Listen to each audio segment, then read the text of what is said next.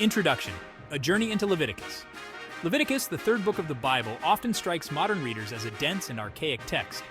It is filled with intricate rules and regulations, many of which seem irrelevant or even baffling in today's world. However, to dismiss Leviticus as outdated or irrelevant would be a mistake. It offers us a fascinating window into the beliefs and practices of the ancient Israelites. By delving into its pages, we can gain a deeper understanding of the historical, cultural, and religious landscape from which it emerged. Section 2, The Heart of Leviticus, Ritual Purity and Holiness. At the heart of Leviticus lies the concept of holiness, a state of being set apart for God. For the ancient Israelites, holiness was not merely a spiritual aspiration, it was deeply intertwined with their daily lives. Ritual purity played a central role in the Israelites' pursuit of holiness. The book is replete with instructions on ritual cleansing, addressing everything from bodily discharges to contact with unclean animals. These rituals served not only as a means of physical hygiene, but also as symbolic acts of purification. By adhering to these rituals, the Israelites could cleanse themselves of impurities and make themselves worthy of approaching God. Section 3, Ancient Laws, Modern Lenses, Understanding Leviticus 20. Leviticus 20 stands out as a particularly challenging chapter for modern readers. It contains a list of prohibited sexual acts and other offenses, each accompanied by a prescribed punishment, often death. The severity of these punishments, along with the specific nature of some of the offenses, can seem shocking and even barbaric to contemporary sensibilities. However, it is crucial to approach Leviticus 20 with sensitivity and a willingness to understand the historical and cultural context in which it was written. The laws outlined in this chapter were not intended to be arbitrary or cruel. Rather, they reflected the values and beliefs of a specific time and place, a society grappling with the challenges of survival and seeking to establish order within its community. To grasp the significance of Leviticus 20, we must consider the social and religious landscape of the ancient Near East. The Israelites lived in a world where polytheism, idolatry, and various forms of sexual immorality were commonplace. Section 4, The Severity of the Law, Punishments and Their Implications.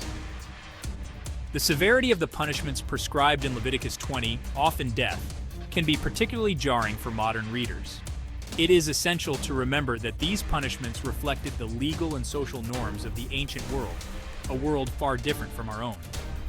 In ancient societies, law and religion were often intertwined, and punishments were often harsh and public, serving as both deterrents and expressions of communal outrage. The death penalty, though seemingly extreme by today's standards, was not uncommon in the ancient Near East. It was seen as a just punishment for serious offenses, particularly those that were believed to threaten the social order or offend the gods. In the context of Leviticus, the death penalty served not only as a punishment for individual transgressions, but also as a means of purifying the community from sin. Section 5, Incest, a Timeless Taboo. Leviticus 20 condemns various forms of incest, prohibiting sexual relationships between close relatives. These prohibitions reflect a universal taboo against incest that has existed across cultures and throughout history. While the specific relationships deemed incestuous may vary somewhat across societies, the core principle of prohibiting sexual relations within the immediate family is remarkably consistent. The reasons behind the incest taboo are complex and multifaceted. Anthropologists and sociologists have proposed various theories, including the need to prevent genetic disorders, the importance of maintaining social order, and the psychological ramifications of sexual relationships within the family structure. From a biological perspective, incest can increase the risk of genetic disorders, as close relatives are more likely to carry the same recessive genes. Over generations, this can lead to a decline in the health and viability of a population. Section 6, Adultery and Sexual Immorality, Protecting the Sanctity of Marriage. Leviticus 20 also addresses adultery and other forms of sexual immorality, reflecting the importance placed on marriage and family in ancient Israelite society. Adultery was considered a serious offense, a violation of the marriage covenant and a threat to the social order. The prescribed punishment for both the adulterer and the adulteress was death, highlighting the gravity with which this transgression was viewed. The prohibition against adultery served several purposes. First and foremost, it aimed to protect the sanctity of marriage, which was considered the foundation of Israelite society. Marriage was not simply a private contract between two individuals. It was a sacred institution, ordained by God and essential for the continuation of the family line and the transmission of property and inheritance. Moreover, the prohibition against adultery served to prevent sexual chaos and maintain social stability. Section 7.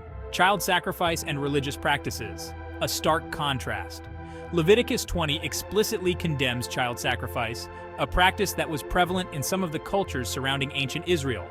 The Israelites were commanded to be distinct from their neighbors, who worshipped gods that demanded such horrific sacrifices. This prohibition underscores the ethical evolution that was taking place within Israelite religion. Child sacrifice was often associated with fertility cults and the appeasement of deities believed to control the natural world.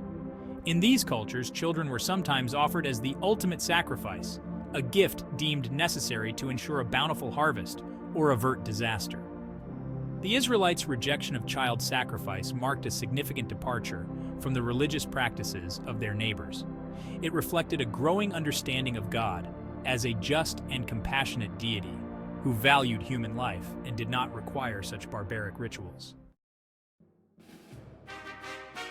Section 8. Respect for the divine and authority, honoring parents and spiritual leaders. Leviticus 20 emphasizes respect for authority, both divine and human. This is evident in the commandments to honor one's parents and to show reverence for priests and religious leaders. These commandments reflect the hierarchical structure of ancient Israelite society, where obedience to authority was considered essential for maintaining social order and upholding religious tradition.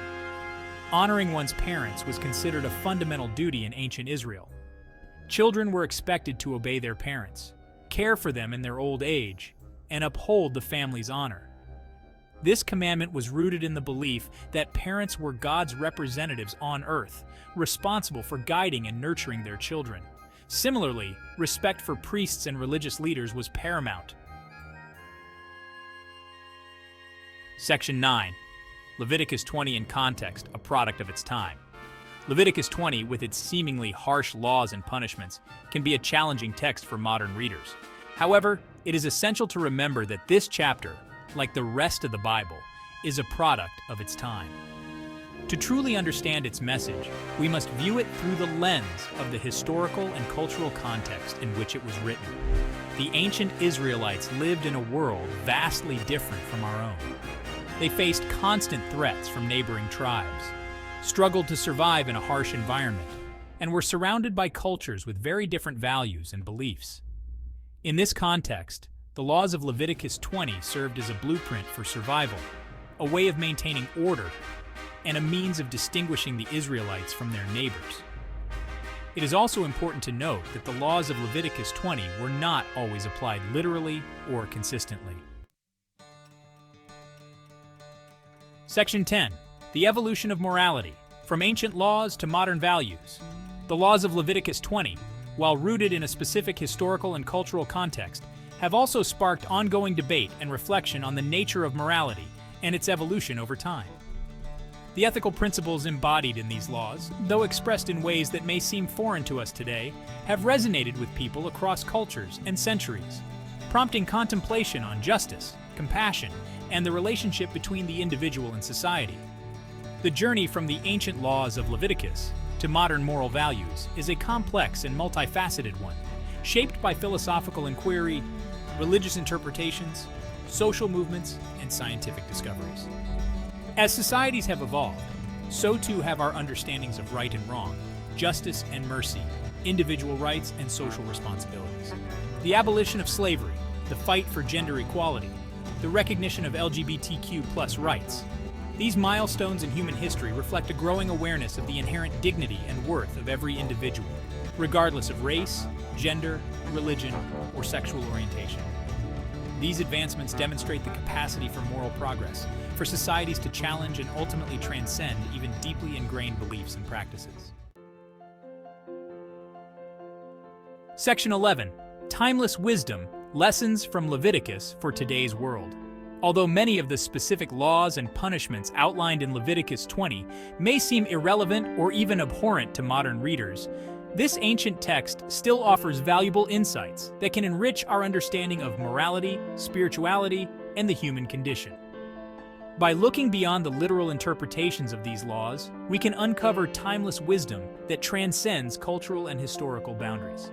Leviticus 20, despite its focus on punishment and purity, ultimately points to a profound yearning for holiness, for a life lived in harmony with the divine and in right relationship with others. This desire for holiness, for a deeper connection with the sacred, resonates with people across cultures and spiritual traditions. Moreover, Leviticus 20 reminds us of the importance of social responsibility, of the interconnectedness of individuals within a community. The laws against adultery, incest, and other forms of social transgression highlight the ways in which our actions impact not only ourselves, but also those around us, shaping the moral fabric of society as a whole. Section 12. Conclusion: Bridging the gap between ancient laws and modern perspectives.